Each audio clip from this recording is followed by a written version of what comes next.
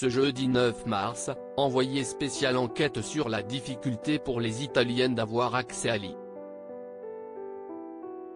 Parmi les témoignages, celui de Glada interpelle, elle évoque les violences physiques et morales endurées lors de son avortement, dans un extrait que nous vous dévoilons en avant-première.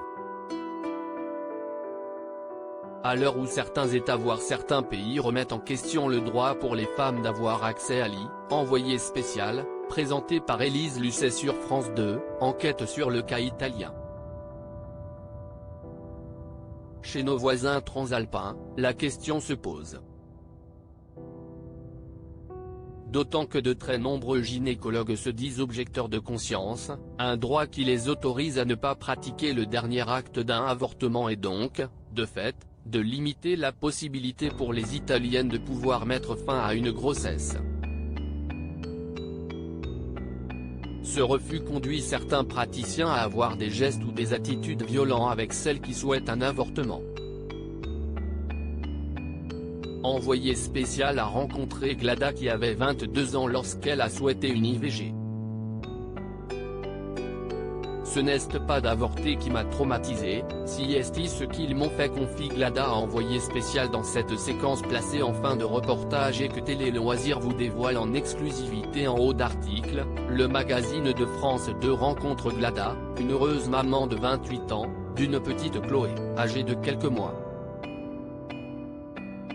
Elle a 22 ans quand elle souhaite avorter. Choisir quand devenir mère, est une chose très importante, je crois que ça va déterminer le genre de mère que tu vas être, explique-t-elle.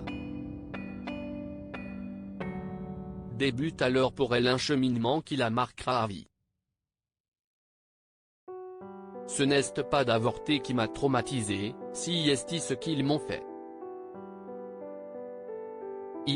La gynécologue et l'équipe soignante qui l'accompagne dans sa démarche. Encore jeune, Glada explique qu'elle était effrayée lors de son rendez-vous avec la praticienne. Elle chantonne pour tenter de s'apaiser et cela déplaît au médecin qui lui intime de se taire car il n'y avait rien à fêter. Au moment de l'échographie, la médecin introduit brutalement la sonde puis elle m'a touché comme le ferait un vétérinaire avec une vache. Je me suis senti comme un morceau de viande sur un comptoir, regrette la jeune femme. La fin du rendez-vous se poursuit sur des échanges abrupts. Dans la suite de son témoignage, elle explique n'avoir pas pu trouver de réconfort auprès des infirmières qui restèrent sourdes à sa douleur et sa demande d'aider. J'étais terrorisée, se souvient-elle. Ça a été un choc, il m'a fallu des années pour le surmonter, explique-t-elle en guise de conclusion. Des anti-IVG dans les hôpitaux italiens en plus des groupes catholiques qui organisent des enterrements. Envoyé spécial s'intéresse dans la première partie du sujet aux groupes anti-IVG qui, sous couvert d'informer les femmes désireuses d'être informées sur l'avortement, tentent de les dissuader quand elles ne les culpabilisent pas. Des espaces qui trouvent leur place dans les hôpitaux et qui ne précisent pas clairement leur positionnement. Dans ce sujet de 34 minutes, le magazine de France 2 enquête sur ce thème qui, en Italie comme ailleurs, revient au premier plan. À lire aussi: je ne souhaite pas tomber dans ma propre caricature, Élise Lucet explique pourquoi elle ne veut plus poursuivre les patrons d'Encash Investigation.